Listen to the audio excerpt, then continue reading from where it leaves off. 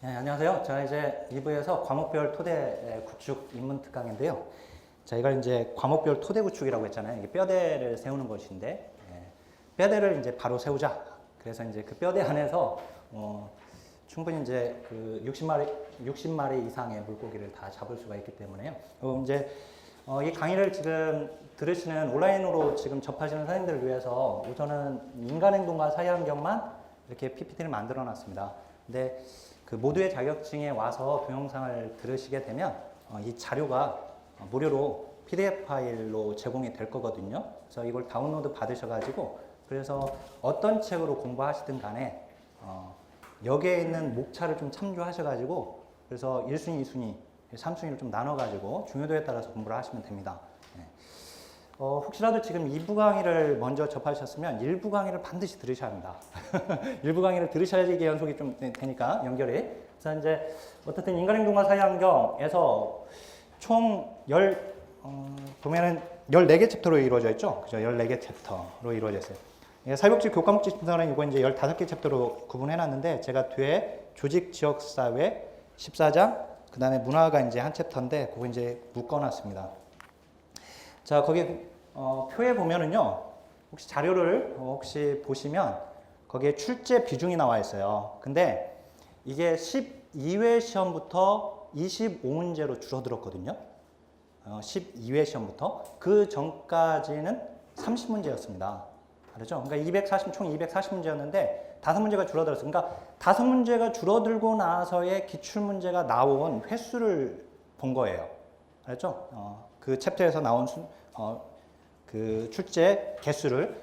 그랬더니 제 1장에서는 한 문제 내지, 그러니까 0문제는 그러니까 한 번도 안 나온 적은 없어요. 그 지금 표시는 여기 지금 1, 2라고 한 것은 한 문제 아니면 어떻든 2문제 나왔어요. 알았죠? 0문제가 나온 적은 없어요. 무조건 한 문제 아니면 2문제 나왔어요. 그런데 2문제가 나온 경우가 더 많았어요. 그래서 2를 더 크게 쓴 겁니다. 아셨죠? 그러니까 1장에서는 그러면 2문제는 나오겠구나 이렇게 되죠. 그죠? 그리고 안 나온다 하더라도 무조건 한 문제는 나오는구나 이렇게 되는 거예요. 그죠? 근데 3문제, 4문제는 안 나오는구나 이렇게도 되죠. 그죠? 그래서 이제 그러면 한두 문제 나오는데 그러면은 공부를 어디서 해야 하나 이게 되는 거예요. 그래서 그 1순위에 보면은 이게 1순위입니다. 우리 교재는 지금 그 프린트물에는 이제 이렇게 되어 있는데요. 표로 반드시 다운로드 받아보세요. 네. 자, 보면은 1순위는 발달 원리에서 100% 나와, 이건. 그죠? 발달의 원리는 뭐 그냥 나오는 겁니다. 대놓고 나오고 누구나 맞습니다, 이 문제는. 그리고 대부분 뭐 그냥 공부하면 다 맞습니다, 이 문제는. 그 이제 학자별 성격 발달 구분은 이거는 여기 1장하고 무관하게 얘는 그냥 다 공부를 해놔야 돼요. 1장에서 발달 과업에 대해서 이게 내용이 나오거든요. 거기서 이제 학자별로 프로이트, 에릭슨, 융까지 아들을 빼고 프로이트, 에릭슨, 융, 피아제, 그죠? 콜버그. 이렇게 이제 각 발달 단계를 알아야 돼요. 이건 뭐 기본으로 이건 그냥 암기해야 할 거죠? 무조건. 거기 보면 자료 보면 제가 이렇게 스마일 표시를 해놨어요. 이거는 이제 암기를 해놓으면 시험장에서 웃으면서 문제를 풀 수 있다. 그래서 1순위예요. 무조건 나오니까. 그다음 이제 두 번째가 당구장 표시예요. 2순위. 이거는 이제 나오기도 하고 안 나오기도 하지만 나오는 빈도가 높다. 무조건 나오는 건 아니지만 따라서 얘가 안 나오면 얘가 나올 가능성이 높아져요. 알았죠? 1순위가 안 나오면 얘가 나와버려요. 거의. 그래서 얘 2순위까지는 공부를 해야겠죠. 그죠? 그 다음에 이제 3순위는 얘는 이제 한두 번 나왔다는 거거든요. 한두 번. 그래서 비중은 떨어져요. 물론 이제 이 발달 유사 용어도 그래도 한 4번 정도 뭐 이렇게 나오고, 환경 속의 인간은 굉장히 중요하죠. 인간과 환경, 듀얼 포커스. 우리 사회복지 통합 방법론의 이론적 기반이기 때문에 여기서 우리 인행사에서 앞부분에서 다뤄주는 내용이고요. 이게 실천론하고도 관련이 높기 때문에 사실 중요해요. 그런데 굳이 1장에서 중요도를 표시한다면 이 1순위, 2순위 여기까지입니다. 따라서 시간이 너무 없는 경우에는 여기까지 공부하면 돼요. 그렇죠? 이 내용을 파가지고 기출문제도 얘하고 얘에서 나온 기출문제를 집중적으로 풀어보면 돼요. 그렇죠? 그 다음에 2장으로 가게 되면 자 여기 이제 인행사는요 크게 3개의 기둥으로 되어 있거든요. 하나는 이제 전생애적 발달 단계 해가지고 태아기부터 노년기까지 이렇게 정리가 되어 있어요. 그 다음에 성격 이론, 그래서 프로이트부터 시작해서 매슬로우까지 이렇게 쭉 정리가 되어 있고, 나머지 이제 환경에 대한 이해로 해서 사회 체계 이론 해가지고 체계론적 시각에서 가족, 집단, 조직, 지역사회, 문화 이렇게 정리가 되어 있거든요. 그래서 세 개의 기둥으로 이루어져 있는데, 여기 각 발달 단계에서는 무조건 한 문제가 나온다고 보면 됩니다. 알았죠? 여기 0문제도 나온 적 있어요. 한 문제도 안 나온 적도 있어요. 그지만 한 줄로 나오기도 해요. 그렇기 때문에 공부를 안 해놓으면 안 됩니다. 하긴 해야 하는데, 근데 두 문제까지도 나온 적이 있고요. 근데 보통 한 문제 나온다. 알았죠? 보통 한 문제 나오는 걸로 알고 있어라. 이거고, 그럼 이제 태아기에서는요, 여기 태아의 발달 영향을 미치는 요인 해가지고 유전적 요인이제 환경적 요인 있잖아요. 태아의 발달, 태아기 맨 처음 공부하면 첫 여기가 먼저 나오거든요. 내용으로는. 그 다음에 얘가 나오거든요. 근데 중요도로는 얘가 더 중요해요. 그래서 유전적 요인 보면은 이제 유전적 질환이 나오잖아요. 유전성 질환. 터너 증후군, 클라인 헬터 증후군, 뭐 이런 것들이 있죠. 고기가 주로 많이 나오고 있고, 환경적 요인은 임산부의 영향이 있죠. 고기가 이제 나오는 부분인데, 자, 이렇게 되어 있습니다. 자, 그 다음에, 영유아기 보면 0세에서 2세까지인데, 자, 이제부터는요, 영유아기부터 노년기까지 가는 것은 신체 심리 사회적 발달에서 나왔던 해당 부분들을 공부를 하고 가야 합니다.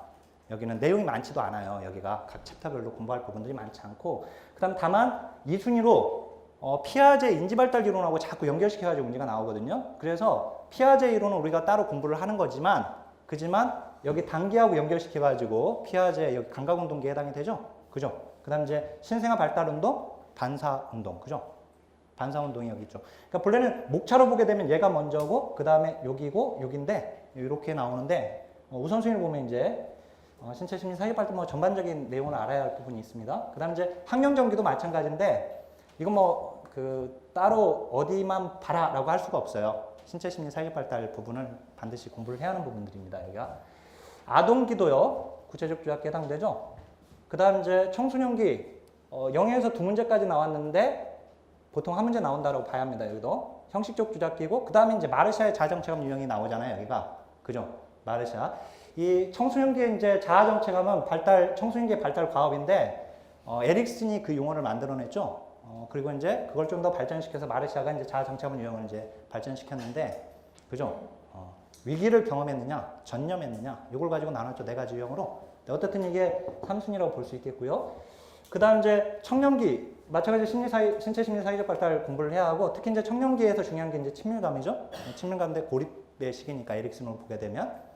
근데 지금 여기는 이 발달 단계는 반드시 학자들이 말한 그 발달 단계와 연결해서 반드시 봐야 되고, 아셨죠? 요건 뭐 여성의 이제 갱년, 남성도 이제 여기 갱년기가 들어가 있긴 하지만 심지어 폐경이라고 해서, 근데 여성께 더 중요하게 문제가 나오고 있죠. 그죠? 그 다음에 호르몬, 그래서 남성 호르몬이냐, 여성 호르몬이냐, 요거 이제 구분하는 것들, 아무튼 논점들이 있습니다, 여기. 그 다음 이제 노년기도 마찬가지 신체 심리 사회적 발달인데, 큐블러로스의 죽음 단계가 계속 나왔죠, 지금. 그죠? 대놓고 계속 나왔어, 계속. 그 다음에 노년기 성격 변화에서 노년기의 성격과 관련된 부분, 어떻든 이제 한 문제 내지 두 문제 나왔습니다. 자, 여기는 뭐 그대로 공부하면 되는데, 이제 정신역동이론 8장에서 프로이트, 에릭슨, 융, 아들러가 나오는데요.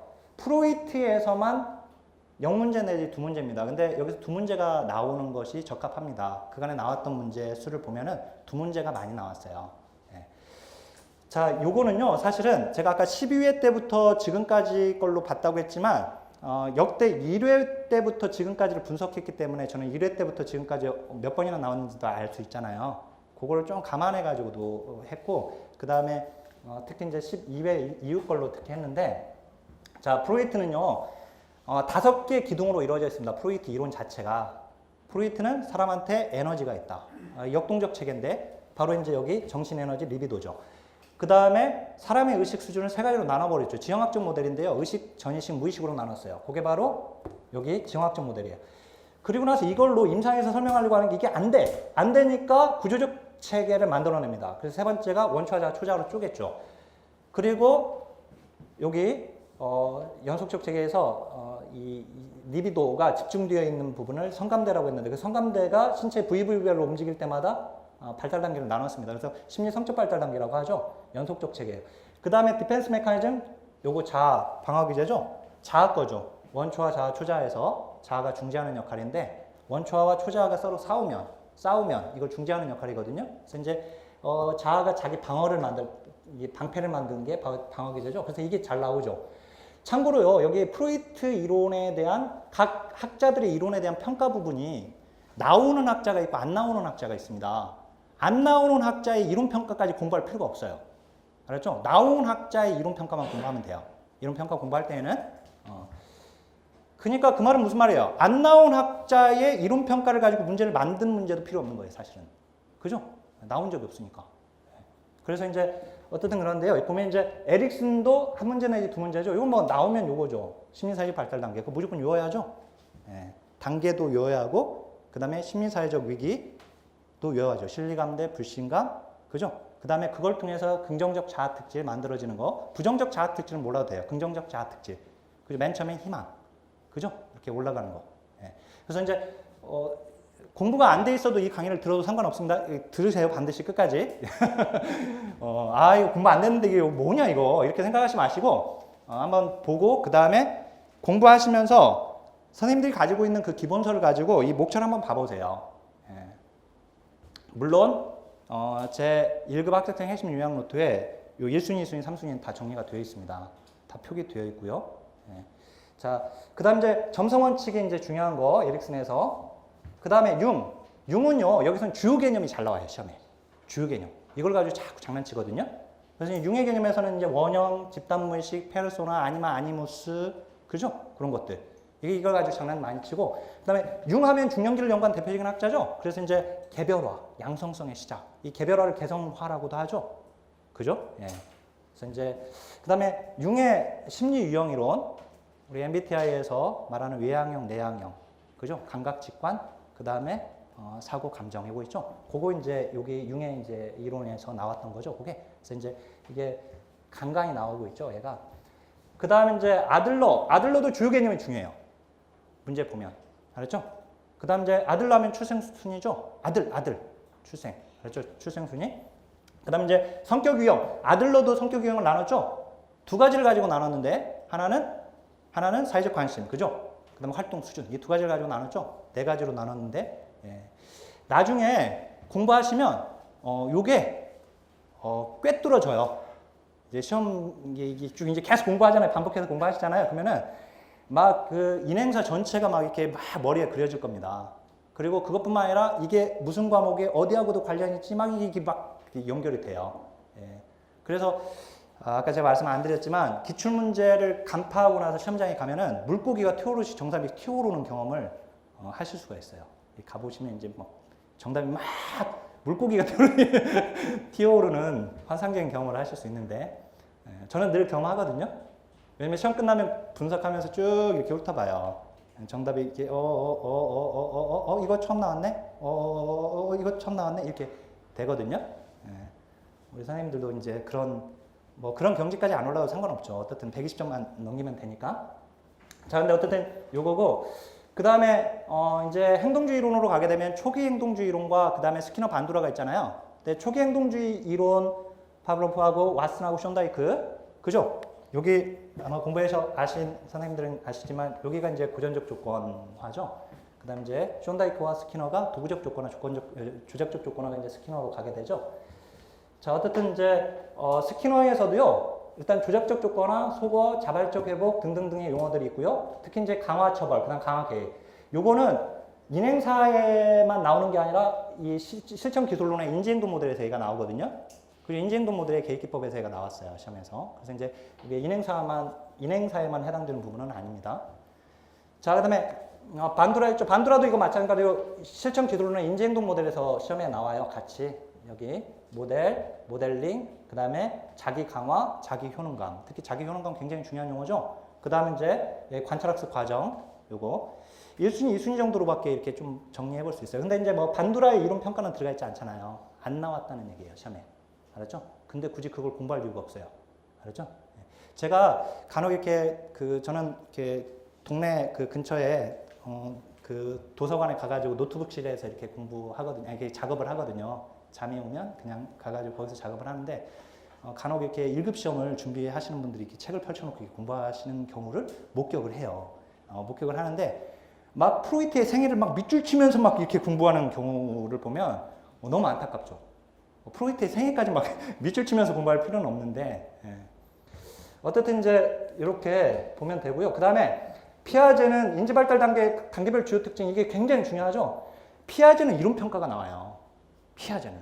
그래서 이론평가, 그 다음에 주요 개념, 도식, 동화, 조절, 평형화. 사실은 목차로 보게 되면 얘가 우선이고 그 다음에 여기로 가고 이렇게 순서로 정리되어 있는데 중요도로 목차 무시해버리면 이렇게 됩니다. 콜버그 영문제 나올 수도 있고 한 문제. 나오면 한 문제입니다. 어차피. 한 문제인데 뭐 한 줄로도 나올 수도 있고요. 근데 콜버그의 도덕 발달 단계 당연히 알아야죠. 3수준 9단계. 그죠? 그리고 어디를 끊어야 돼요? 10세에서 13세가 아동기. 그죠? 인습적 수준이. 그리고 그 전은 전인습적, 그 뒤는 후인습적. 그러니까 아동기가 인습적 수준, 그 전이 전인습적, 그 뒤가 후인습적 이렇게 나누거든요. 그래서 이제 그 기준으로 나눠서 6단계를 알아야 돼요.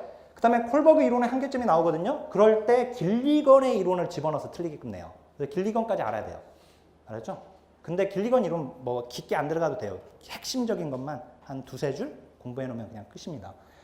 자, 그러면 이제 인본주의에서는 로저스하고 이제 매슬로우인데요. 자, 현상학적 장, 무조건적 긍정적 존중. 이 로저스가 개발한 모델이 뭐예요? 클라이언트 중심 모델이죠. 근데 이제 이 현상학 이론에 근거해 가지고 로저스가 만든 것이 클라이언트 중심 모델인데 그게 요즘 나오죠.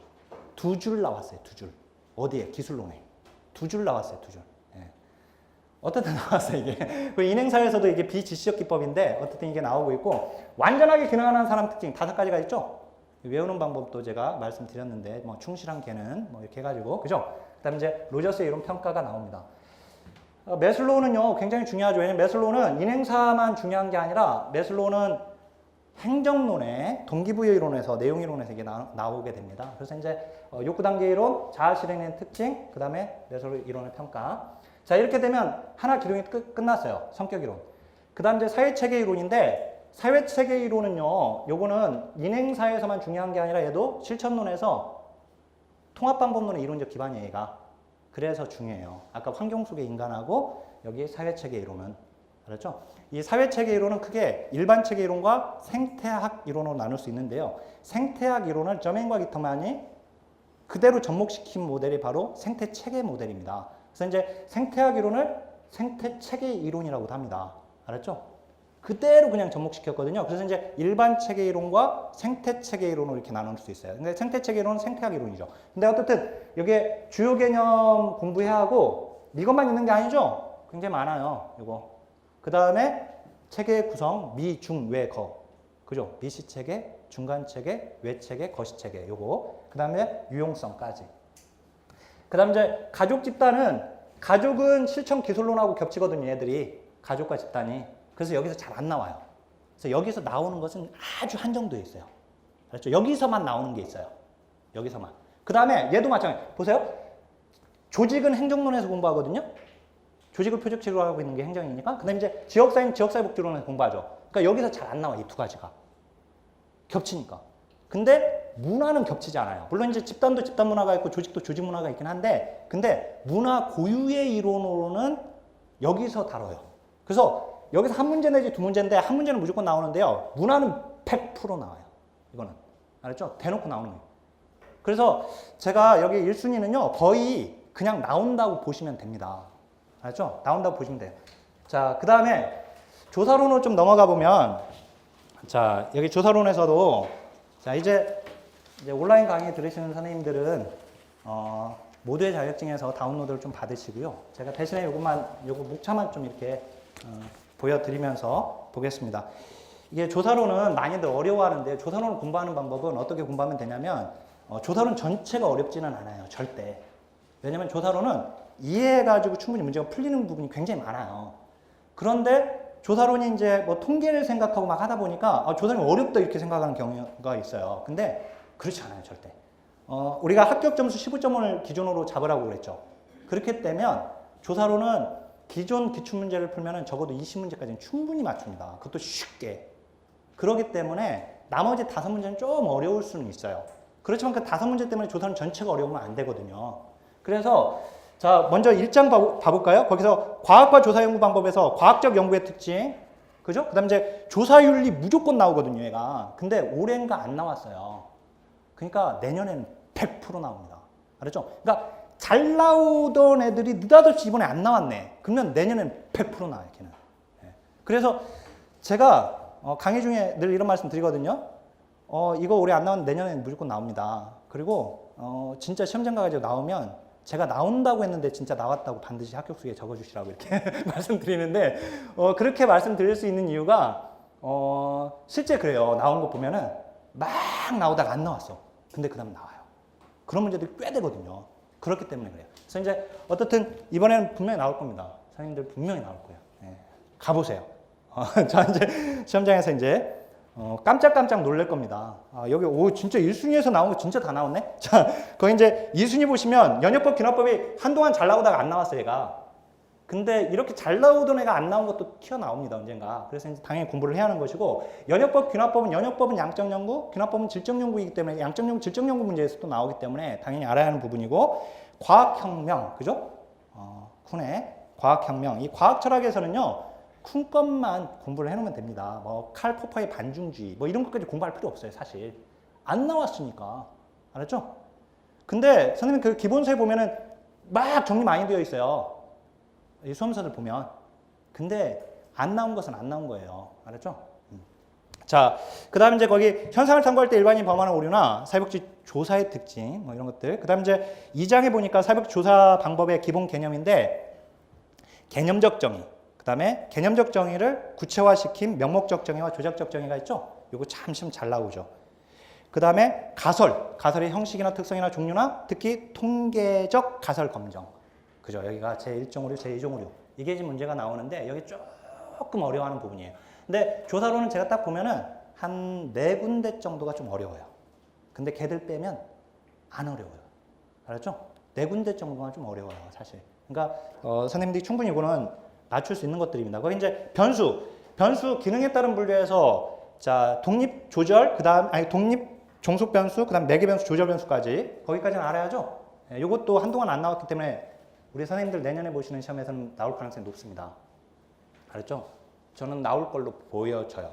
매개 변수나 조절 변수는 특히 조절 변수는 나올 걸로 보여지는데 그다음 이제 연구 문제의 서술 요령 3순위는 없어요. 얘는 워낙에 잘 나오는 부분이어서 얘가 알았죠? 그다음 이제 제 3장에서 이 사회조사 방법의 형태와 절차인데 형태는 기준에 따라 여러 가지로 나눌 수 있지만 시간적 차원으로 구분하게 되면 이제 종단이냐 횡단이냐 이렇게 구분할 수 있거든요. 근데 종단에서 패널, 동년배, 경향 얘들이 그간에 많이 나왔어요. 그리고 탐색, 기술, 설명적 조사는 이건 조사의 목적에 따른 구분이거든요. 조사 이유. 그래서 이제 그거는 2순위 정도. 그 다음에 분석 단위, 그 다음에 해석상의 오류, 생태학적 오류, 그죠? 환원주의적 오류, 개별주의적 오류. 근데 거기서 생태학적 오류만 시험에 나왔죠. 그죠? 물론 이제 환원주의는 행정론에서 보기 지문에 등장했어요, 걔가. 알았죠? 보기 지문에만. 그 다음에 이제 조사 방법의 절차도 나오기는 했습니다. 그 다음에 이제 4장은요, 한 문제가 나와주길 바라야 돼요, 여기는. 왜? 너무 쉽거든요. 여기는 너무 쉽기 때문에 나와주길 바라야 돼요. 안 나오면 섭섭하죠. 근데 얘가 그 1순위라고 보기는 어렵고 얘들은 전체 비중으로 봤을 때에는 막 무조건 나오는 건 아니니까 2순위로 놓았습니다. 그래서 설문지를 작성하게 되면 문항을 작성할 때 고려사항이 있어요. 문항을 그냥 만들지 않고 그 다음에 그 만들어진 문항을 설문지에 배치할 때 순서를 배치할 때 고려할 사항이 있는데 그 2가지가 시험에 나옵니다. 그 다음에 사전검사. 사전검사는 예비조사가 아니죠. 탐색적 조사가 예비조사예요. 아까 거기 3장에 탐색적, 기술적, 설명적 조사할 때 근데 그거하고 얘하고 헷갈리게 됩니다. 자꾸. 사전검사는 설문지를 만들어 놓고 이 설문지에 오류가 없는지 그리고 이걸 좀 개선하기 위해서 하는 본조사 들어가기 전에 미리 해보는 조사이죠. 자, 거기 이제 5장. 설문지를 만들 때 설문지 자체가, 질문지 자체가 도구입니다. 척도죠. 측정하는. 근데 설문지 자체에 설문지가 바로 질문지가 척도를 담는 그릇이기도 합니다. 그래서 이제 척도가 나와 있어요. 여기서 속성에 따른 변수, 즉 명목, 서열, 등간 비율 있잖아요. 걔는 무조건 나와요. 그죠? 너무 쉬운데도 계속 내요. 근데 맞춰야 돼요. 그러니까 대놓고 나오는데 틀리면 안 돼요. 알죠? 그 다음에 거기 그 척도의 기본 요건 중에서 척도를 구성할 때 고려할 사항이 있습니다. 뭐 포괄성, 그 다음에 상호 배타성, 그죠? 내적 일관성 뭐 이런 것도 있거든요. 근데 그런 내용들이 은근히 잘 나오고 그 다음에 거기서 리커트 척도 척도가 여러 가지 척도가 나오거든요. 근데 우선 리커트 척도가 가장 중요합니다. 사회과학에서 가장 많이 쓰이는 척도이고 실제 시험에 많이 나왔어요. 얘가. 그 다음에 누적 척도에서 보가더스하고 거트만 그죠? 누적 척도는 서열 척도죠? 서열 척도예요. 그죠? 자 비율 등간 비율 척도가 이제 서스톤의 유사동갑법인데 올해 얘가 삐껴 나왔죠. 근데 삐껴 나온 애들을 맞추려고 생각하기보다는 잘 나오는 애들의 중점을 두고 공부를 하십니다. 아셨죠? 그 다음에 거기 신뢰도 타당도는요. 신뢰도 측정 방법, 타당도 측정 방법 당연히 중요하죠. 거기 조사자 간의 신뢰도가 조고 그 다음에 재조사법, 복수, 양식법, 반분법, 크롬바 알파죠. 내용 타당도, 기준 타당도, 구성재 타당도. 기준 타당도는 또 네 가지로 나뉘죠. 그죠? 먼저 뼈대 잡아야 돼요. 이런 것들은 반드시. 알았죠? 여기 이제 1순위는 특히 뼈대 잡으세요. 반드시. 뼈대 잡으시고. 그 다음 이제 신뢰도 타당도와의 관계, 신타 관계. 그죠? 이거 그림 있죠? 관역 표시해가지고. 그 다음 이제 측정의 오류에 이제 체계적 오류냐 비체계적 오류냐. 이거 은근히 잘 나와요. 그 체계적 오류는요. 아니, 비체계적 오류는 무작위 오류라고도 하잖아요. 그죠? 자, 그 다음에 표본 추출에서는, 확률 표집하고 비확률 표집, 단순 모자기 표집, 체계적 표집, 청합 표집, 군집 표집. 그죠? 그 다음에 편입 표집, 유입 표집, 할당 표집, 눈덩이 표집. 그죠? 이런 것들. 우선 그게 1순위고요. 그 다음에 표집과 관련된 용어, 표집 오차, 비표집 오차, 신뢰 구간, 신뢰 수준. 여기를 어려워해요. 근데 여기는 공식처럼 공부하면 됩니다. 공식처럼 공부하면 예를 들어서 신뢰 수준이 높을 때 표집 오차는 어떻고 뭐 이런 것들. 공식처럼 외우면 되는 것들이 있어요. 그 다음 이제 표본 추출 과정. 그 다음 이제 8장 보면은 질문지법. 질문지법이 5가지가 나오거든요. 근데 3가지는 필요 없어요. 사실. 2가지만 알면 돼요. 우편조사, 전화조사. 아셨죠? 거기 대포조사하고 집합조사는 5회 때 딸랑 2문장 나왔어요. 알았죠? 5회 때 딸랑 2문장 나왔어요. 그 이외로는 한 번도 안 나왔어요. 걔들이. 그러니까 사실은 우편조사, 전화조사를 공부하면 되는 겁니다. 알았죠? 그 다음에 자, 계속해서 거기 보면 이제 면접법, 관찰법도 저기 제가 가운데에다가 양가로 1이라고 해놨잖아요. 한 문장으로 주로 나옵니다. 얘들은 문장으로 한 문제로 나오지 않고 그래서 제가 문장으로 다른 문제에 오지선다에 한 문장이나 2문장으로 들어가가지고 그렇게 표현을 해놨고요. 근데 면접조사도요. 거기 보면 면접조사의 종류에 표준화 면접과 비표준화 면접 있잖아요. 많이 나오지는 않았어요. 근데 거기까지는 공부를 하시고 관찰법은 참여관찰, 비참여관찰이 옛날에 문제 한 번 나온 적이 있었어요. 그 이후로는 문제 한 번도 안 나왔어요. 오히려 이제 참여관찰, 비참여관찰은 질적조사에서 완전 참여자와 완전 관찰자 있죠? 거기가 요즘 질적연구에서 좀 삐껴 나온 부분이 있는데 거기를 이제 좀 공부를 해놔야 합니다. 그 다음에 이제 그 10장에서는 내용 분석 100% 나옵니다. 어차피 한 문제 나와요. 그럼 어떻게 하겠어요? 내용 분석, 그간에 나왔던 기출문제 다 풀어야 돼요. 아셨죠? 네. 오늘 제가 오는데 우리 아이가 지금 중학교 3학년입니다. 너무 지루해 하실 것 같아서 잠깐 제 얘기를 하면은 아이가 학원에서, 영어학원에서 애들 지금 기말고사 기간이거든요. 중학교 3학년인데 얘가 그 학원에서 그 학교 지금 아이가 다니는 그 중학교의 기출문제를 몽땅 모아놓은 것을 이제 풀어주나 봐요, 지금. 근데 얘가 제가 오늘 아침에 제가 알았으면 얘한테 좀 얘기를 했을 텐데 그냥 얘가 학교를 도서관을 가버려가지고 얘기를 못했는데 얘가 하는 얘기가 엄마한테 그랬다고 하더라고요. 그 기출문제 선생님이 기출문제에서 똑같이 안 나온다고 했다. 뭐로 기출문제를 왜 푸냐? 풀 필요 없다. 그래서 시간 낭비다. 그래가지고 자기 혼자 도서관에 공부하겠다고 도서관에 갔다고 하더라고요. 그래서 그래서 얘가 제가 이게 대화를 할 수 있는 시간이 있었으면 좀 얘기를 했을 텐데 기출문제를 그래도 나왔던 기출문제를 좀 풀어라. 왜냐면 그래야지 어느 정도 수준의 문제를 내는지 좀 알 수 있지 않겠느냐. 물론 똑같이 나오지는 않지만 그래서 이제 근데 얘기를 못 하고 왔어요. 못하고 얘가 안 가겠다고 학원에. 그래서 뭐 네가 얘 결정이 이제 중요한 거죠 뭐. 근데 어떻든 자 기출문제를 보면 문제의 수준을 볼 수 있거든요. 어느 정도 수준에 나오고 있고 이런 것들을. 자 근데 보세요 계속. 거기 내용 분석 무조건 나옵니다. 그 다음 이제 실험 설계 4문제나 나오죠? 굉장히 잘 나와요, 여기가. 그래서 이제 내적 타당도, 외적 타당도는 굉장히 중요하고요. 실험 설계 유형 공부하실 때 여기를 또 어려워하거든요. 순수 실험 설계하고 유사 실험 설계까지 공부하면 2문제 맞출 수 있어요. 알았죠? 전 실험 설계, 비실험 설계는 공부하지 않으면 1문제 틀려요. 알았죠? 근데 적어도 순수 유사까지 가게 되면 그래도 2문제는 맞출 수 있어요. 알았죠? 그러니까 거기까지는 기본적으로 공부를 하는 것이 바람직합니다. 알았죠? 그 다음 이제 단일 사례 설계는요, 거기 1문제만 나온다고 되어 있잖아요. 근데 얘가 실천 기술론의 평가에서 무조건 나와요. 그러니까 얘는 사실상 2문제 나오는 거예요. 여기서 1문제, 실천 기술론에서 1문제. 근데 얘도 나오는 게 있어요. 누가 나오냐면 거기 복수 요소 설계, 즉 ABCD 설계.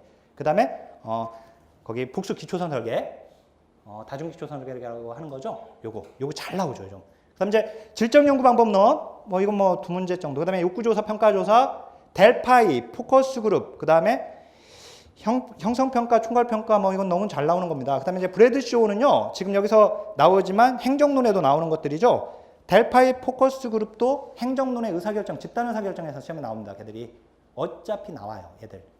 알았죠? 여기서 안 나오던가 하더라도. 그 다음에 거기 이 15장은 옛날에는 1문제씩 나온 적이 있었는데 지금 안 나오죠? 그지만 코딩, 보호책, 연구보소 작성, 거기까지는 공부 얼마 내용이 되지 않기 때문에 공부를 해놓는 것이 바람직합니다. 자, 그 다음에 이제 그 실천 기술론인데요. 자, 여기는 좀 간단하게 목차 쭉 보면서 가겠습니다. 실천론은 어렵게 생각하지 않습니다. 대부분이. 그죠? 그래서 여기서는 점수를 많이 끄집어 올려야 돼요. 여기서 나만 쉬운 게 아니에요. 대부분이 쉬워요. 다 쉬워하는 과목이고. 근데 정책론은 쉬운데 실천론이 어렵다는 분들이 계세요. 또 거꾸로. 근데 이제 뭐 이건 이제 뭐 케이스 바이 케이스니까 뭐 어쩔 수 없는데, 근데 본래는 실천론은 쉽습니다. 왜냐면 이론이 많지 않기 때문에 그래요. 그래서 거기 보면은 외워야 할 게 그만큼 많지가 않아요. 얘는 보면 이제 1장에서는 실천 분류 있죠. 미시, 중시, 거시. 그 다음에 직접이냐 간접 실천이냐. 그죠? 그 다음에 목적, 목표, 기능. 그 다음에 이념. 없어요. 이거 말고 공부할 거. 그 다음에 가치윤리에서도 사육사 윤리강령 무조건 1문제 나오거든요. 무조건 나와요. 램버그 돌보프 너무 쉬운데 계속 내고 있고, 그 다음에 사육 실천의 가치 윤리관계, 그 다음에 윤리적 딜레마가 나타나는 상황이 있죠. 윤리적 쟁점들. 여기 중요하죠. 여기 요즘 계속 문제가 계속 나오고 있는 부분들입니다. 그 정도. 그 다음에 3장에서는 자선조직 인보관은 무조건 나오는 거죠. 그죠? 왜냐면 실천의 역사에서 이 2가지 이 흐름이 굉장히 중요한 거기 때문에. 그리고 얘는 여기서 안 나오면 지역복지에서 나옵니다. 여기서 안 나오면. 그 다음에 우리나라 사회복지 실천의 역사적 발달 과정에서 무조건 1문제 나옵니다. 그러니까 딱 2문제 나오는 거예요. 거기서. 보통 2문제 나오는데, 그리고 좀 더 공부한다면 이제 서구의 사회복지 실천 역사 이제 쭉 봐야죠.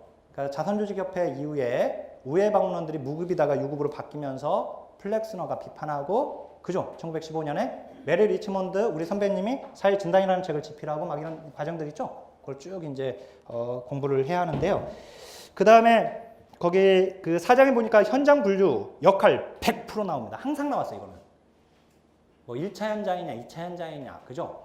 생활시설이냐, 이용시설이냐 이런 문제 있잖아요. 이거는 무조건 나왔어요. 근데 올해는 이게 단순히 나오지 않고 이렇게 나왔죠. 뭐 이제 이용시설, 간접 서비스 기관, 그 다음에 또 뭐 해가지고 이 3가지가 옳게 짝져 있는 거 고르시오. 이런 문제도 나왔거든요. 이런 문제들은 어떻게 문제 풀어야 돼요? 사실 문제 풀 때 요거 하나로 먼저 그집어내야 돼요. 나머지 다 보지 말고. 만약에 여기 이용시설이라고 되어 있으면 이 앞부분이 이용시설인지를 먼저 봐야죠. 아닌 것들 먼저 제껴야죠. 그죠? 그 다음 2번째 여기 간접 서비스 기관이 간접 서비스 기관인지 직접 서비스 기관인지 봐야죠. 또 골라진 것 중에서 문제 풀 때 이제 이렇게 풀면 되는데, 어쨌든 이렇게 3가지를 조합해가지고 나오기도 했습니다. 사회복지사의 역할 굉장히 중요하고, 이거 나오는 역할이 정해져 있어요. 이것도 중재자, 중개자, 옹호자, 그죠? 조력자, 조성자, 그죠? 뭐 이런 것들 딱 정해져 있어요. 이거. 그 다음에 거기 이제 5장에 핑커스 미나는 4체계 모델, 6체계 모델, 그 다음에 권한부여 모델. 요거 중요합니다. 특히 이제 권한부여 모델은 뭐 그냥 나오죠. 항상 뭐 2문제가 나올 때도 있고 3문제가 나올 때도 있고 막 그래요. 걔는. 그죠? 그 다음에 거기 관계론으로 가게 되면은요, 거기에서 비에스텍의 7대 관계의 원칙은 뭐 중요한 것이긴 하지만, 관계에 도움이 되는 기본 요소가 있죠. 거기서 요즘 문제가 나오고 있고, 관계 방해 요인이 또 시험에 나오고 있습니다. 그 다음에 이제 면접에서는 면접 기술 중에서 질문 기술, 면접에서 피해야 할 질문, 면접 기술과 관련된 거. 이거는 이제 명료화, 반영, 해석, 초점화, 직면 이런 것들 다 기술론하고 겹치는 것들입니다. 어차피 공부해야 돼, 어차피 그거는. 근데 여기서도 나오고 면접의 종류에 정보 수집 면접, 사적 면접, 치료 면접 이 세 가지 은근히 나오죠. 자, 그다음에 그 아래 과정론인데요, 이제.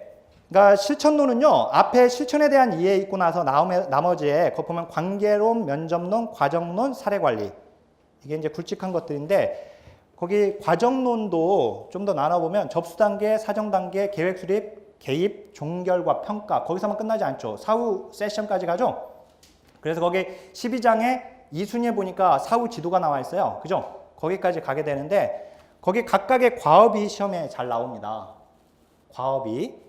그 다음 이제 사례관리는 시험 많이 나오죠. 그죠? 두세 문제인데 사례관리는 샅샅이 공부를 해야 돼요. 어쩔 수 없이. 넘겨볼게요. 제 2교시로 한번 또 가보겠습니다. 2교시에서는 그 기둥을 보면은요.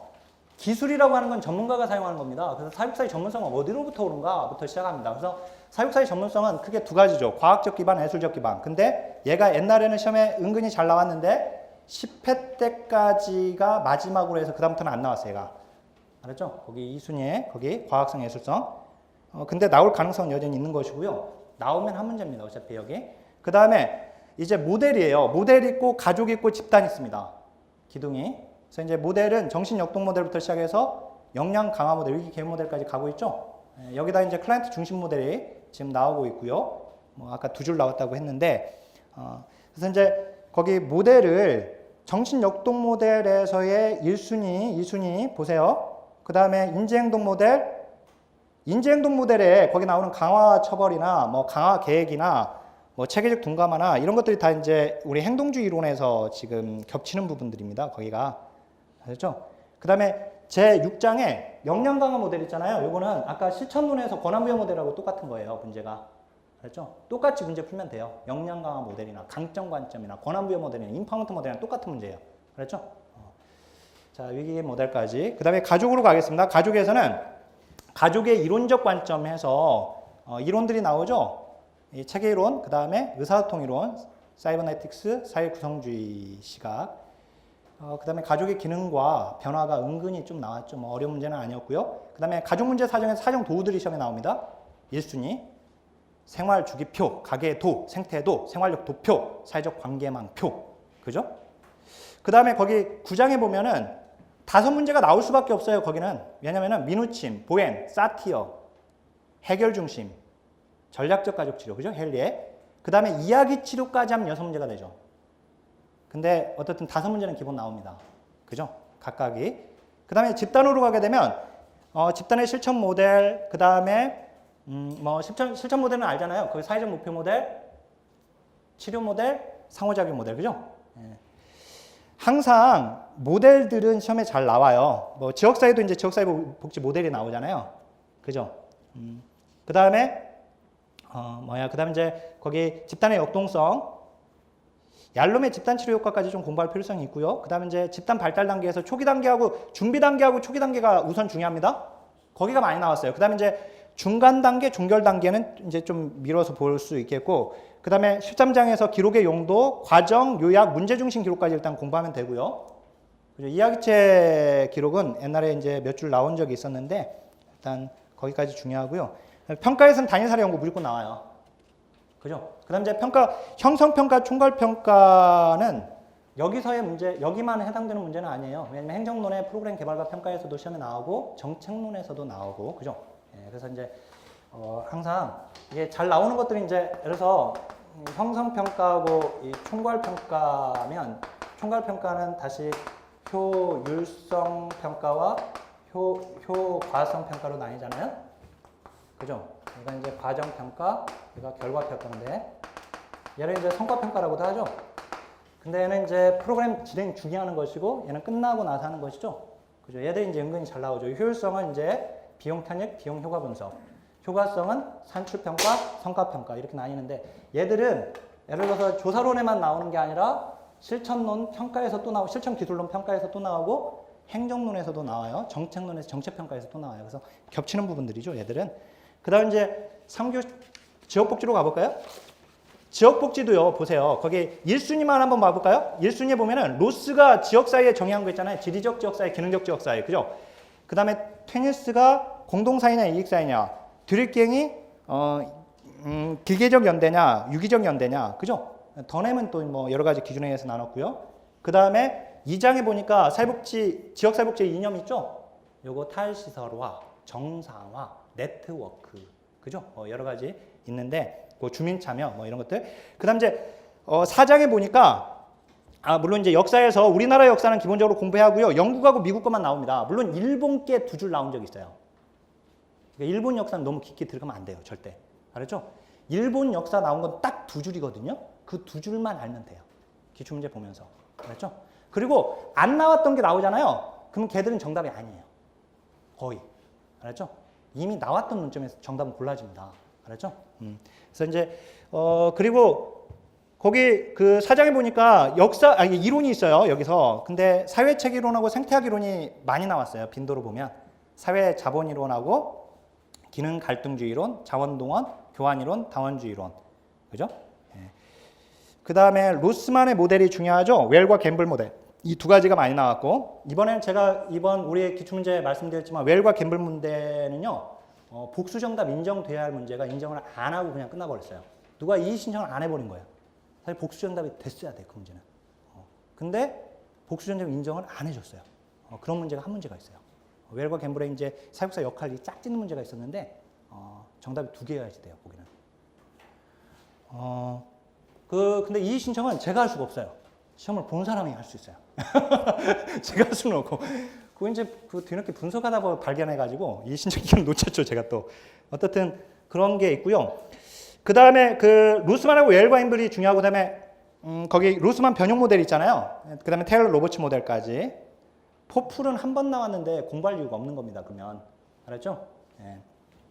그 다음에 사실은 3순위에 있는 것들은 좀 그냥 좀 이렇게 정 바쁘면 특히, 물론 이제 시간이 있는 경우에는 그냥 공부하면 되고요. 만약에 정 바쁘신 경우, 아까 벼락치기 하는 경우, 그때는 이제 제끼고 공부해도 상관은 없습니다. 아시죠?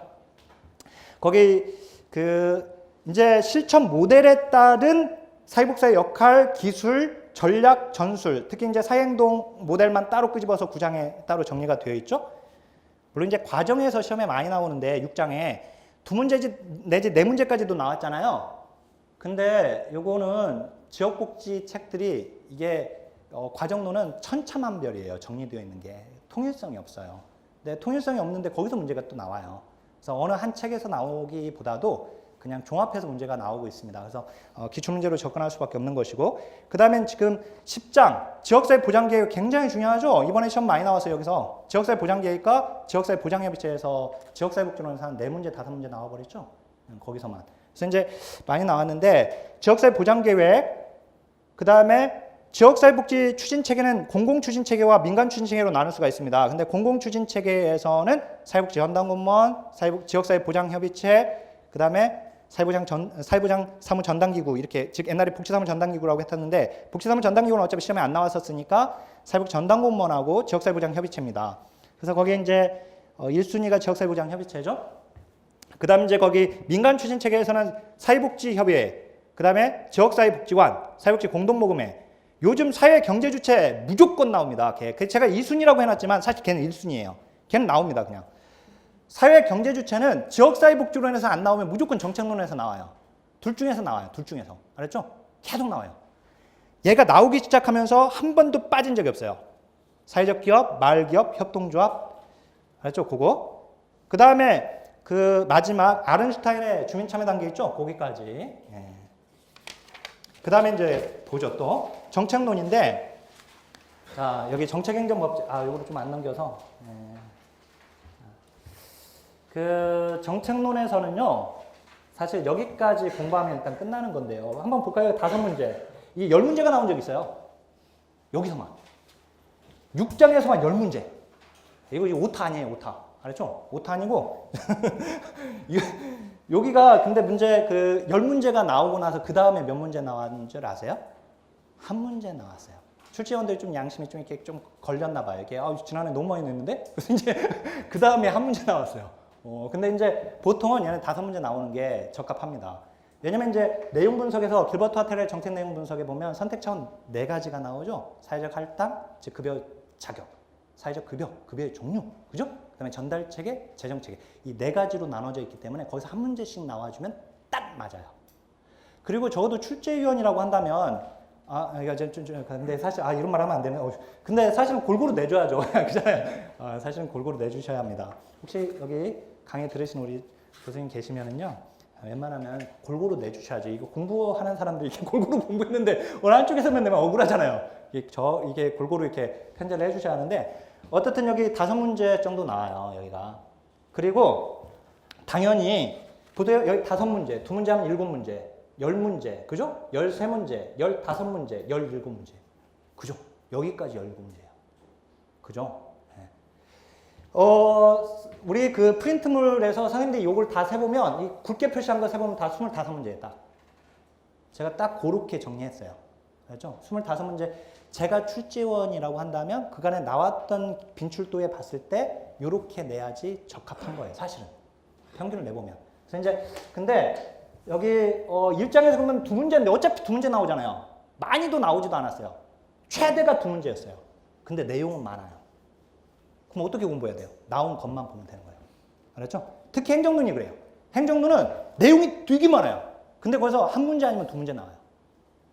그럼 어떻게 다 공부합니까? 근데 나온 것만 공부를 해야지. 그죠? 네, 그래서 이제 거기 보면 1장에서는 거기 목적, 목표, 필요성, 특성, 기능이죠. 근데 특히 이제 기능은 더 들어가 보면 이제 소득 재분배가 이제 기능 중에서 별도로 나오는 부분이 있고, 3순위에 지금 연대성이 시험에 나와서 내년에는 원조성이 나올 가능성이 높겠다 싶어요. 왜냐면은 이게 문제가 여기서 나오잖아요. 안 나온 게 나오잖아요. 그러면 얘하고 같이 정리되어 있는 게 있어요. 항상. 그러면 얘가 나왔으면 그 다음 얘가 나와요. 그래서 지금 제가 말씀드리는 거예요. 근데 나올지 안 나올지 모르죠. 근데 따라서 공부할 필요는 없어요. 근데 정리는 해놨어요. 이론서에다가.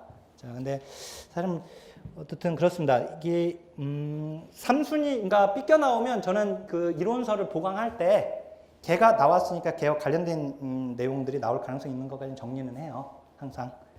그 다음에 이제 거기 보세요. 그 가치 갈등에서 2문제 나오잖아요. 무조건 나오거든요. 알아야죠, 이거. 평등, 자유, 정의, 효율성, 사회적 적절성. 그죠? 특히 평등, 자유. 그 다음에 역사적 전개에서는 베버리지가 제일 중요하죠. 베버리지 선배님. 사회복지의 아버지라고 하는 베버리지 선배님을 먼저 공부해야 하고. 그 다음 이제 독일, 비스마르크 사회보험. 그 다음 이제 사실 영국의 사회보험인 그 3순위에 있는 국민보험법도 중요한데, 근데 빈출도는 그렇게 많이 안 나왔어요. 그게. 그다음 미국의 사회보장법. 그 다음에 엘리자베스 빈민법부터 신빈민법까지 쭉. 근데요, 요것도 너무 깊게 들어가면 안 돼요. 왜냐면 그 빈민법 단계는 내용이 되게 많거든요. 근데 문제는 우리한테 나온 것은 되게 얕게 나왔어요. 알았죠? 되게 얕게 나왔어요. 따라서 그거 수위 조절해야 합니다. 너무 막 깊이 들어가면 익사당해요. 조심해야 돼요. 거기 이제 사장 보니까 이론과 사상 있죠? 이론과 사상도, 자, 이게 이론이요. 우리 정책론에서 10개 이론을 정리하고 있어요, 보통. 10개 이론을. 그래서 제가 초창기에는 맨 처음에 단권화 작업을 했다고 했잖아요. 그때는 10개 이론을 다 정리했어요. 책기론부터 시작해서 책기론, 테크놀로지론 뭐 다 했는데 안 나오는 거예요, 계속. 그래서 다 뺐어요. 그래서 몇 개 나오냐면 5개 나와요. 알았죠? 제도 발달 이론에서 5개 나오고요. 복지국가 발전 이론에서 5개 나옵니다. 사실 그 5개 말고도 더 있어요. 뭐 조절 이론, 뭐 설득력 있는 이론으로 그 조절 이론도 얘기하는데 그런 이론도 있지만 안 나와요, 시험에. 그러니까 나온 이론만 우리는 알면 됩니다. 에스페 앤더슨의 복지국가 유형화 무조건 나와요. 제3의 길 무조건 나와요. 알았죠? 나오는데 또 나와줬는데 틀려버리면 안 된단 말이에요. 그 다음에 형성 과정 있죠? 그것도 너무 내용이 많아요. 따라서 거기는 평가는 100% 나오거든요. 평가 문제, 걔는 무조건 평가 문제를 맞추기 위해서는요. 어떻게 공부를 해야 하냐면 얘도 그간에 나왔던 기출문제 싹 풀어버리면 돼요. 그러면 그 다음에 나오는 기출문제를 풀 수 있어요. 알았죠? 평가. 그 다음에 정책 결정이론이 시험에 잘 나오죠? 정책 결정이론. 예. 그 다음에 거기 그 내용 분석 아까 얘기했지만 사회적 할당, 그 다음에 사회적 급여가 뭐 다 중요하지만 그 다음에 재정, 전달 체계까지 4개 다시 다 공부를 해야 합니다. 알았죠? 이거는 한 문제씩 나온다고 봐야 하고요. 그 다음에 이제 그 7장으로 한번 넘어가 볼까요? 여기요. 여기는 법제론하고 겹쳐요. 여기가. 그래서 무슨 말이냐면 공공부주법은요, 여기는 우리 법제론에 5대 공공부주법이 있거든요. 걔하고 겹치고, 여기가 사회보험입니다.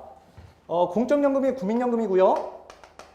그 다음에 여기 건강보험과 노인장기요양보험이 여기 들어가 있습니다. 노인장기가. 그 다음에 산업, 그 다음에 고용보험. 5대 사회보험이 여기 5대 사회보험법. 법으로 따지면. 지금 여기는 제도라고 했지만, 아셨죠? 근데 보니까 얘들이 보니까 여기 그래도 나오죠? 보니까 두 문제, 한 문제, 한 문제 얘는 나오기도 하고 안 나오고 거의 안 나오는데 어차피 법제론에서 5대 사회보험법에서는 무조건 한 문제씩 나옵니다. 알죠? 법제론에서 얘들은 한 번도 안 나온 적 없어요. 얘들은 무조건 한 문제씩 딱 한 문제씩만 나와요. 국민연금법 한 문제, 건강보험법 한 문제, 알았죠? 이렇게 노인장기요양법 한 문제, 더도 안 나와요. 딱 한 문제. 거기는 100% 한 문제 나오고 플러스 정책론에 더 나오는 거예요. 그래서 알았죠? 어차피 공부해야 하는 거고 다만 이제 여기 5대 공공부주법에서는 이따 법제론 보시면 아시겠지만 5개가 다 나오지는 않아요. 주로 3개가 잘 나오고 4개까지는 나왔어요. 하나는 계속 안 나왔고 다만 장애인연금법이 안 나왔지만 걔는 안 나온 거라고 볼 수는 없고 걔는 정책 내용 분석에서 급여 자격 조건에서 장애인연금이 나온 적이 있어요. 알았죠? 그건 이제 장애 등급을 따지기 때문에 진단적 구분에 해당이 되고 그 다음에 연령을 따지기 때문에 귀속적 욕구에 또 해당이 되죠. 연령, 그죠? 연령도 따지고 소득 자산 조사도 하죠. 뭐 이런 것들이 나오기는 했었는데 어떻든 자, 그리고 이제 여기 빈곤 이론, 사회부장 전체 체계인데 요게 지금 시험에 나오고 있죠. 그죠? 자, 그 다음에 행정론으로 가볼까요? 행정론은요, 특히 이 범위 설정을 굉장히 잘해야 하는 과목입니다. 이게 행정론이. 행정론이 제가 한때요, 자, 이게 지금 시간을 예정 시간보다 조금 길어졌는데 행정론, 이게 사회복지 정책론, 행정론, 법제론을 대부분의 대학들에서 옛날에 제가 제 책을 집필하고 있었음에도 불구하고 주위 사람들이 제가 이제 수험서를 집필하는 걸 알고 대학의 특강을 이렇게 연계해줘가지고 가가지고 강의를 하게 되면은 대부분이 보는 8권의 책이 있잖아요. 그 책으로 좀 해달라고 해요. 그러면 이제 학생들이 이제 그 책을 샀으니까 8권 하면 이제 그 책을 가지고 3교시 과목을 제가 진행하면 시험에 안 나온 걸 뻔히 알잖아요. 저는 나오고 안 나온 걸 뻔히 알아요. 그러니까 학생들한테 이거 제끼라고 하고 제끼라고 하고 제끼라고 막 하니까 제가 총신대에서 강의할 때 총신대 학생들이 그런 거예요. 교수님 근데 왜 안 나오는데 왜 정리되어 있어요? 모르죠. 그건. 제가 정리한 책이 아니니까. 그죠? 근데 특히 3교시 과목이 그래요. 3교시 과목. 그래서 이제 행정론, 법제론 더 그런데 정작 나와야 할 부분이 안 나오기도 하고 그리고 나오지 않은 것들을 너무 많이 정리를 또 많이 하고 있고 그래요. 그래서 그러니까 선생님들이 해야 할 건 뭐냐면은 논점 위주로 자꾸 접근하는 게 가장 좋거든요. 기출 논점으로. 기반을 거기서 잡아야 돼요. 설사 다른 책으로 공부하신다 하더라도. 알았죠? 그래서 이제 행정론이 특히 그런데 행정론 봐볼까요? 행정 개념 특성, 그 다음에 역사의 쪽. 역사에서는 그거 보니까 우리나라하고 미국만 나왔죠? 따라서 행정론에서 영국 역사 공부할 필요가 없어요. 알았죠? 영국 역사가 정리되어 있는 경우가 있는데 볼 필요가 없는 거예요. 거기는. 알았죠? 그리고 이론에서 3문제, 뭐 5문제까지 나오는데 보통 3문제 나온다고 봐야 하고요. 자, 그 다음에 조직 구조. 특히 보세요. 사장 보세요. 사장 한 문제 아니면 2문제 나왔습니다. 보통 한 문제 나왔어요. 2문제 나온 적은 몇 번밖에 없어요. 근데 거의 한 문제 나왔거든요. 근데 내용 보세요. 내용. 조직 구조를 결정할 때 이게 이제 집권화냐 분권화 조직이냐 공식 조직이냐 비공식 조직 수직 조직이냐 수평 조직이냐 이렇게 그 다음 이제 네트워크 조직 그 다음에 매트릭스 조직 그 다음에 조직의 유형 분류 업무 세분화의 단점으로 나온 복합적 직무 설계와 관련된 거 뭐 이렇게 나오잖아요. 선생님들 공부하시면 보면 내용 되게 많아요. 여기가 분량이 굉장히 많거든요. 근데 문제는 한 문제 나와요. 보통. 따라서 그 다음에 거기 그 의사결정 보시면 의사결정, 기획과 의사결정 이것도 많이 나오죠? 3문제 보통 나옵니다. 리더십 이론 리더십 이론 되게 많잖아요. 전통적 리더십에서 특성이론, 행동이론, 상황이론 그 다음에 이제 그 최신 리더십 이론에서 번지의 이 거래적 리더십과 변혁적 리더십 특히 이제 변혁적 리더십은 이제 베스가 더 깊이 연구했다고 이제 베스로 시험에 나오기도 했는데 그 다음 이제 퀸의 경쟁가치 리더십 모델 뭐 칼리슬의 리더십 유형 내용은 되게 많은데 한 문제 나와요. 그죠? 한 문제, 두 문제 이상 나온 적이 없어요. 예. 자, 그러니까 깊이 조절 필요하단 말이에요, 여기서. 자, 인적 자원 관리 보세요. 인적 자원 관리 동기부여 이론 되게 많죠, 요게. 그죠? 그 다음에 거기는 무조건 한 문제 나와요. 그 다음에 슈퍼비전 선생님들한테는 나올 겁니다. 이거 한동안 안 나왔거든요? 나올 거예요.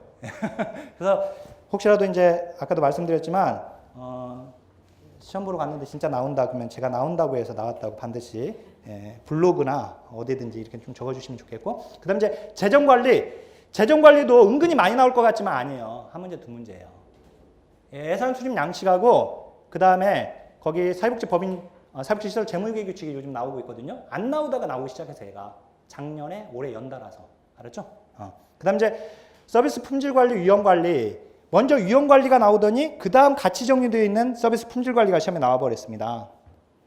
얘들은 뭐 빈출도 떨어지고요. 그 다음에 이제 정보관리 시스템도 나오면 한 문제입니다. 안 나오면 안 나오고요. 따라서 정보관리 시스템에서 무조건 공부할 만한 것은 딱 하나밖에 없죠. 정보기술의 발전 과정. 그죠? 발달 과정. 프로그램 개발 평가에서도요, 무조건 나오는 것이 프로그램 평가 기준과 평가 요소는 100% 나옵니다. 이건 그냥 나와요.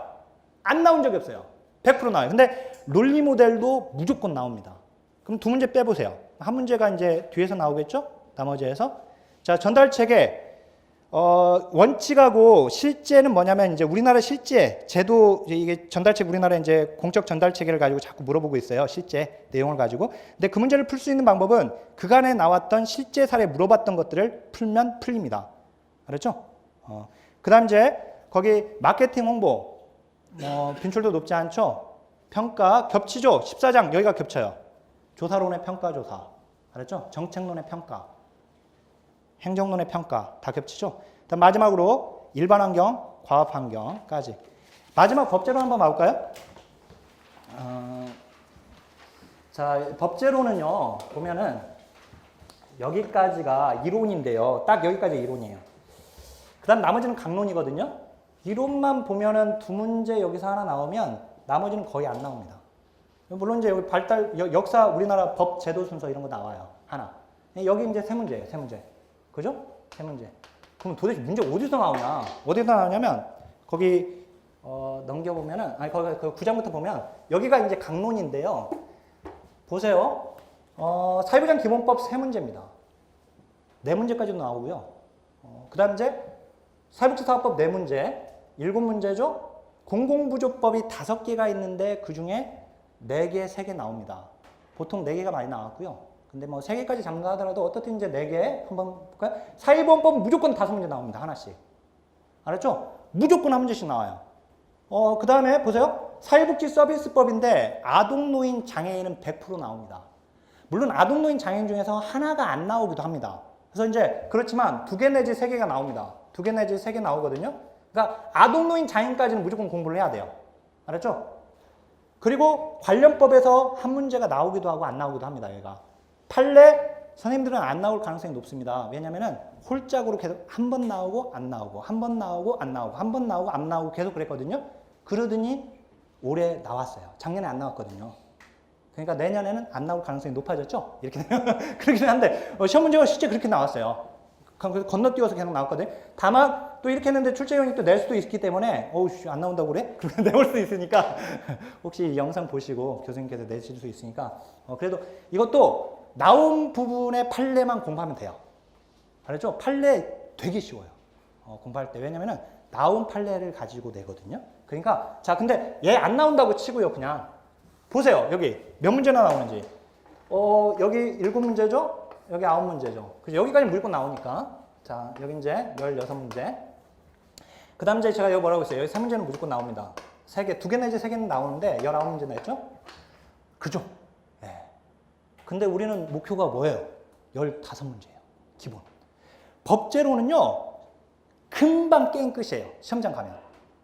무슨 말이냐면, 법제론이 지문이 기니까, 시험 문제 푸는데 시간이 많이 걸릴 것 같죠?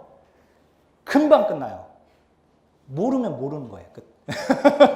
알면 아는 거고, 조문은. 그래서 법제론이 시험이 되게 빨리 끝나버려요, 여기가. 왜냐면 모르는데 뭐 찍어야죠, 결국은. 그리고 이제 법제론은 어떻게 공부를 해야 하냐면, 빈출 조문을 공부해요, 빈출 조문. 조문. 그래서 법제로는 내용이 풀어져 써 있는 책으로 공부하면 절대 안 돼요. 조문으로 정리되어 있는 걸 가지고 그 조문에 자꾸 어느 부분을 자꾸 바꾸는지 봐야 돼요. 잘 나온 조문, 몇 번이나 나왔는지 봐야 돼요. 그래서 거기 보면 이렇게 되어 있죠. 강론 공부할 때요, 3번 이상 나왔던 조문들이 빈출도문이에요. 알았죠? 2번 출제되었던 거, 또는 이제 경우에 따라서는 1번 출제되었던 거. 왜냐면은 제가 거기 의료급여법이나 긴급복지지원법이나 걔들은 조문이 몇 개가 안 돼요. 알았죠? 조문이 몇 개 안 돼요. 그렇기 때문에 걔는 뭐 3순위까지 갈 필요도 없습니다. 1순위, 2순위면 끝나요. 더 없어서. 알았죠? 조문이 몇 개 안 되는데 뭐 3순위까지 구분할 필요가 없죠. 그래서 어떻든 빈출 조문을 공부해 놓으면 시험장에서 정답을 금방 고를 수가 있어요. 법제로는. 그래서 제 강의 들었던 선생님들이 대부분이 법제로는 되게 쉽게 풀고 왔다고 이렇게 말들 많이 해요. 물론 어렵게 풀고 왔다는 분들도 계시는데 안타깝죠? 네. 자, 그러면 제가 이건 이제 어차피 여기서 이제 막 많은 강의 내용을 다룰 수가 없어서요. 이게 뼈대를 좀 구축해 드리려고 했고, 자, 다시 한번 또 말씀드리면 합격으로 가는 길은 명확합니다. 왜냐면 공부 내용이 딱 정해져 있어요. 그리고 이제 공부를 안 하고는 합격할 수가 없어요. 시험에 적어도 공부해야 할 분량이 있어요. 근데 그 공부 분량을 적어도 채워야지 돼요. 채우지 않고 시험을 봐가지고 합격한다고 하는 건 욕심이고, 근데 그 채워야 할 공부 분량이 딱 정해져 있어요. 그 채워야 할 공부 분량을 언제까지 채울 수 있느냐는 이제 시간을 얼마나 투자하느냐의 문제죠. 정해져 있으니까. 적어도 제 교재와 강의에서는 정해져 있어요. 그래서 제가 딱 이렇게 가이드라인지 딱 쳐놓은 이 안에서만 열심히 공부하면 돼요. 뻗고 나가면 안 되고, 삐껴나가지 않고 딱 그 안에서만 그냥 공부하면 되거든요. 네, 그래서 이 영상 보시면 저와 함께 합격으로 함께 걸어갔으면 좋겠습니다. 자, 그러면 2부 강의 여기서 마치도록 할게요.